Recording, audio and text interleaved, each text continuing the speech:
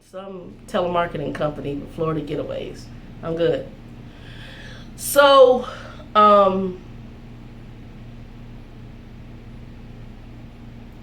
so what ends up happening, they send me up there, they send me with this load. None of the paperwork is right. So they tell me on the load I have to pull the truck up right to where the border of Canada and United States is. Park the truck in this little temporary parking area. Walk across the freeway with some paper that I'm supposed to give to customs on the U.S. side because it needs some kind of stamp or seal or something. I walk over there with this paperwork, and what I was supposed to have in the paperwork was not there. Okay? And this was in the little box, right? Because it's a drop. So I take my little paper, I make a phone call to Conway, and I said, look, they're telling me it's not there. So then Conway says, because I don't have a fax on the truck, and the closest truck stop is, I think, 45 minutes, an hour away from where I'm at now. So it take me backwards to get a fax. So the customs lady said, well, they can use our fax here, and they gave me the fax number. So they then fax over whatever they had, and I had taken the truck, U-turn number 1, and have to go park off to some little, because you can't stay on this Canada side, temporary side for so long. So the custom driver said, you're going to have to go over the police ramp, the little, you know, where our police turn around. And you turn this truck onto the freeway. Yes, ma'am. 6 times I did this. Because they could not get the paperwork. Well, 5 times paperwork not in order. And on the 6 times is when I realized I don't have hours for Canada. And my driver manager knew it. So I called safety because they were riding me on this. They originally told me they gave me like, I think, 3 days to get it up there. And I'm like, whoa. I'm all the way down here and I got to go through this kind of terrain. This is going to take. And they reduced it to like 2 or something. It was some crazy. I said, and I'm not a team. I'm a person. One. Solo. So we get it up there. Plus they wanted me to walk over to the whole customs thing. It was just, let me say this. It was a hot ass mess.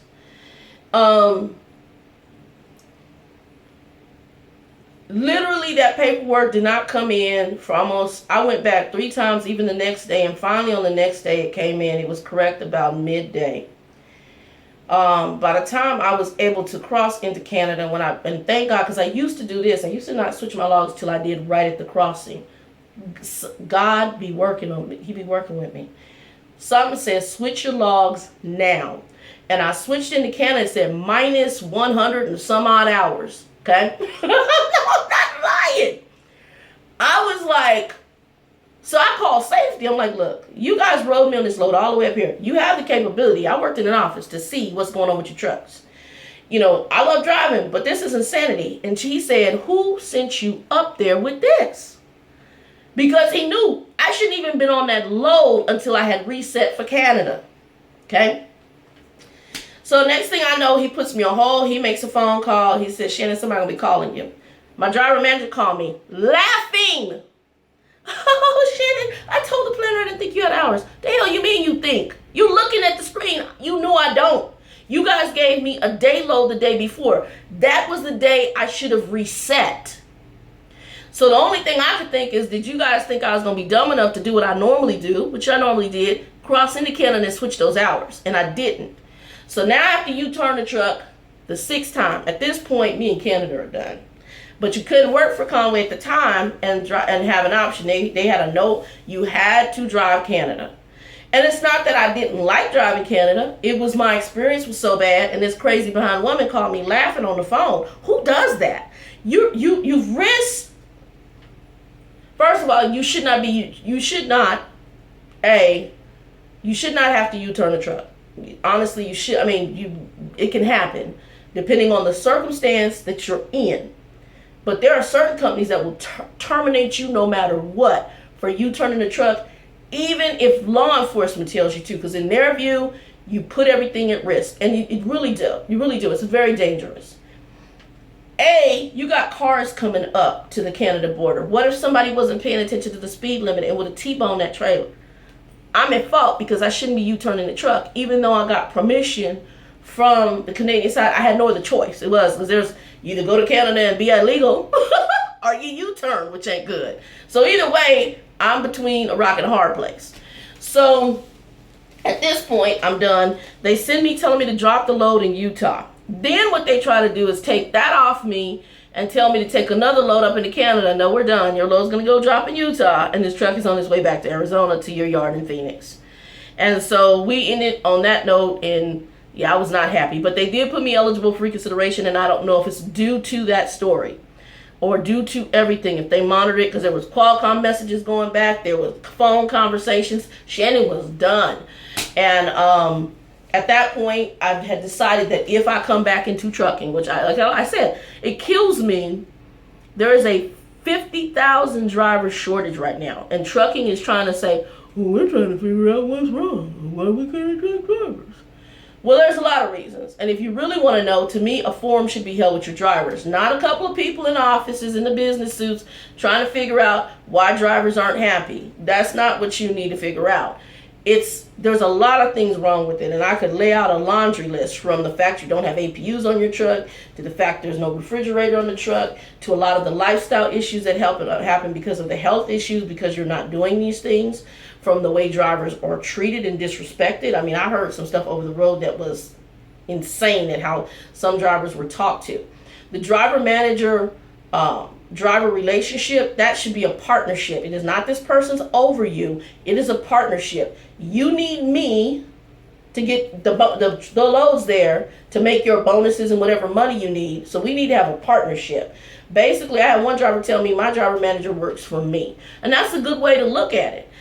Because you then are managing backwards, which is a good way, like, get me my runs and I'll run. But to me, I like it as a partnership. Like, okay, I need loads. You need to manage them appropriately. You can see my hours. Get loads on this truck and my hours. You know my running.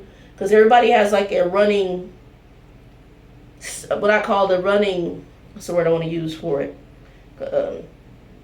You have to build up a, not tolerance, what's the word I want to use for it? But you have to build up your own running status or way you run. It's a different word I'm looking for. But the way you run. And so everybody has a way in which they run, a method that they run. So you have some people who are slower. So they're not going to probably make as much money as those who pick it up and just roll with it. So there's a methodology, a running methodology to how you run. And so that should be a partnership. So that's my background. I got off the truck at Conway, and I decided that if I came back into transport, which is something I really enjoy doing, whatever company I go to, I'm possibly looking at becoming an owner-op or a lease-op. I'm researching a lot of that. I'm listening to a lot of truckers right now who are doing it because I wanted more control. I did not want to be so tied down by company drama and by just like the one guy I think he had where the truck cuts off when it idles. Thinking, hell, it's sometimes 120 degrees here in Arizona, and inside that cab, and you got to get up every time. And that's crazy as hell. It's just crazy as hell. Or they set what temperature they want in the truck. For me, my house, I can't sleep at a certain temperature. When I start sweating, I can't sleep. So that means you're going to have a driver who's not getting a good enough sleep, tired all the time. I mean, there's a lot of different things. That's why, to me, an APU, as much money as they're making on freight, an APU, come on. And you're using those trucks over and over. Put an APU on that truck. Put an APU on the freaking truck. Put a little refrigerator in that truck. I mean, you got people who live off the coolers. The coolers are fine, but you can't eat as healthy. I mean, most of the coolers only keep the temperature like 30 degrees or 40 degrees below whatever's inside the cab, going on inside of there. So you can only keep certain food for certain length of time. There's things that they can get like frozen fish and things like that will be better for them, lean chicken, things like that. So put the refrigerator freezer on there. I mean, come on, and you buy it in bulk. These companies gonna give you a break. You're gonna tax write the crap off. I'm sorry, and I'm trying to see microwave. I think the driver should get. I had a microwave on my truck and a TV when I worked for both Pride and what's the name of the company? Conway. I did. I put in the TV. I use it sometimes just watch the news. If I do no time, I bunk down in order to see what's going on in other cities. I don't know if I'll take TV this time. I might take my laptop. I have to see. I just have small and nothing big. But anyway, Anyway, so that's kind of the goal of it. And like I'm seeing now that these drivers coming out of trucking school, they're making like double what I was making back in the day. So you are seeing a change starting to come into pay. The breakdown pay when you're stuck at a hotel, they should be paying you for that. Your freight is broke down. You gave me this piece of truck, so you need to pay breakdown pay. Otherwise, because that to me it signifies to me that you're going to maintain your equipment because you don't want to pay me breakdown pay to keep this thing running. So a lot of stuff like that. This video is going to be probably long. I'm going to put some pictures up of Bill at the end. CJ, I think it's CJ. Hopefully this answers your questions. I gave you my number, but you didn't call, and it's probably because, I don't know, maybe you think I'm a nut. Hell, I don't know. But that's my background. And again, I have not driven since August of probably think 2012. So that's going into over 4 years. So I'm most likely going to have to go out with a training company. If your company offers that, then feel free to email me. I gave you the email address. Again, I use that email only for trucking stuff. So anybody does anything weird or whatever, I'm just going to put you on block. That's what I'm saying. And if I give my number out, I'm gonna put you on block. I ain't trying to hook up with nobody. I'm good. I like me. Let me help everybody out. I like being single. I like having no kids. I'm 48 years old. Because I realize that I have a certain freedom that a lot of people I work with don't have. So for example, if they don't do this layoff thing, it's okay. I'm gonna be going anyway. Like I said, they would have to do some amazing stuff for me to stay with this company, and I don't foresee it. So I'm already looking at, even if the packet doesn't come between now and when I had planned to leave, I'm still most likely going. It's okay. I'm going to be okay. I got JES US watching over me, and he watches over me in ways I can't even begin to describe in this video. So I'm going to be all right. If they decided to do some weird stuff, because ain't no telling what the two nutsos that I report to and do some weird stuff to try to get me out the door, I'm still going to be okay. Because everything is set up. My license is back in play. I can get a job without the hazmat, but the hazmat should be back on here shortly. Like I said, the test is passed. I just got to go do all that stuff. And then have them do their check and everything, and then it goes right back on my license. I've already been through it once. I've worked for banks. I've worked for brokerage firms. I've worked for healthcare. I can't do nothing bad. So I'll be straight. But hopefully that answers your question as to my work history. For anybody else on here who wants to know or wants to suggest that I come to their company, feel free to put it down. I've been going through research and driver reviews of companies. The bad part is, because I'm not in trucking right now, a lot of times you used to be able to talk to drivers right at the fuel aisle and ask them about the company they work for. Or when you're going waiting for your showers, there were drivers there. You could ask them about their company. Someone just come up and tell them about it. So that's what I'm looking at. I've heard of your company you work for, CJ, and I'll probably do some research on it. I'd never thought to research them. I think they're supposed to originally have started out as a Christian-based trucking company, but I'll take a look at them and see. Again, I'll be coming into where they're probably going to have to send me out with an experienced driver for a period of time, because I've been off truck. And granted, let me say this. I don't mind going out because I know my backing is going to be off. I could probably dock back. I could probably do a general back at a truck stop that's not too tight. But my 90, my 45, my blind side back, all that's going to be off. And what I'm probably going to do, once I get out there and start sharpening those skills again, I'm probably going to end up taking a class. My friend's husband, I kicked off the truck. I took a class. He came from Southwest Trucking School here in Arizona. That's another good one. And I will say what I was impressed with most, the only reason I kicked him off was he didn't listen. He was a decent driver, and he was an excellent backer.